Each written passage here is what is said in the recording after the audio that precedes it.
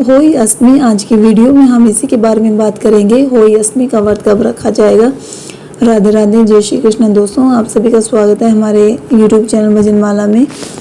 तो चलिए शुरू करते हैं आज की वीडियो। हिंदू धर्म में हर त्यौहार और पर्व का अपना ही अलग महत्व है।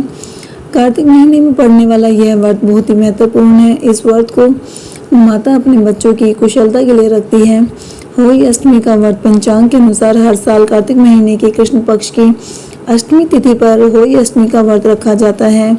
इस व्रत को करने से संतान को लंबी आयु, सुख, समृद्धि और अच्छे स्वास्थ्य की प्राप्ति होती है। संतान का स्वास्थ्य बना रहता है।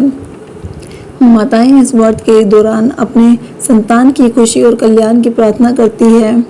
अपने बच्चों की लंबी आयु के लिए यह व्रत रखा जाता है। इसका शुभ मुहूर्त कुछ इस प्रकार से रहेगा। तिथि का आरंभ होगा 24 अक्टूबर 2024 बृहस्पतिवार को सुबह 1:18 पर और तिथि का समापन होगा 25 अक्टूबर 2024 शुक्रवार को सुबह 1:58 पर। होई अष्टमी का व्रत इसलिए 24 अक्टूबर 2024 यानी कि बृहस्पतिवार को रखा जाएगा। पूजा का मुहूर्त रहेगा शाम 5:42 से 6:59 तक। तारों को देखने का समय रहेगा 6:06 पर। होई अष्टमी के दिन चंद्रोदय का समय रात 11:55 पर रहेगा। होई अष्टमी का व्रत करवा चौथ के व्रत के 4 दिन के बाद आता है।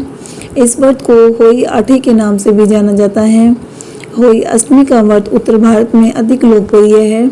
उत्तर भारत में होई अष्टमी का व्रत ज़्यादा रखा जाता है।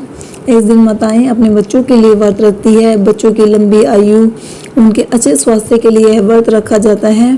वहीं अगर कोई महिला निसंतान है, उसकी कोई संतान नहीं है, तो वह भी इस दिन व्रत रख सकती है, ताकि यह माना जाता है कि इससे उन्हें संतान की प्राप्ति होगी। दिवाली से 8 दिन पहले पड़ने वाले इस व्रत को कार्तिक माह की अष्टमी तिथि में रखा जाता है।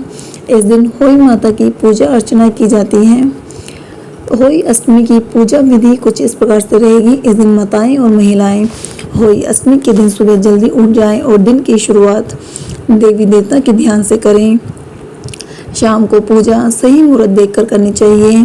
दीवार पर देवी होई की छवि बना लीजिए या फिर देवी होई की 8 कोष्टक बना लीजिए। पूजा में 8 पूड़ी, 8 पुआ तथा हलवा जरूर रखें। पूजा के दौरान व्रत की कथा जरूर करें। इस दिन सिंह की भी पूजा की जाती है तथा सिंह को हलवा एवं सरई को साथ सिंह के अर्पित की जाती हैं। पूजा सामग्री में फल, मिठाई, धूप, दीप, कुमकुम, रोली, चावल, जल ये सब सम्मिलित कर लीजिए। पूजा के बाद होई अष्टमी की आरती कीजिए। इसके बाद व्रत का पारण करना है। व्रत का पारण हमें आकाश में तारों को देखकर करना है। होई अष्टमी का पारण आमतौर पर रात में तारों को देखकर ही किया जाता है। व्रत के दिन शाम को 6 बजे के बाद व्रती जल से भरे पात्र में कुमकुम या कुछ चावल के दाने डालकर तारों को अर्घ्य दे सकते हैं और उसके बाद माताएं व्रत का पारण कर सकती हैं। होई अष्टमी का महत्व कुछ इस प्रकार से है। होई अष्टमी का व्रत संतान की भलाई के लिए रखा जाता है। उनकी दीर्घायु, लंबे जीवन के लिए रखा जाता है। इस व्रत को विशेषकर महिलाएं करती है जिनके घर में संतान है या फिर जो संतान प्राप्ति की कामना करना चाहते हैं।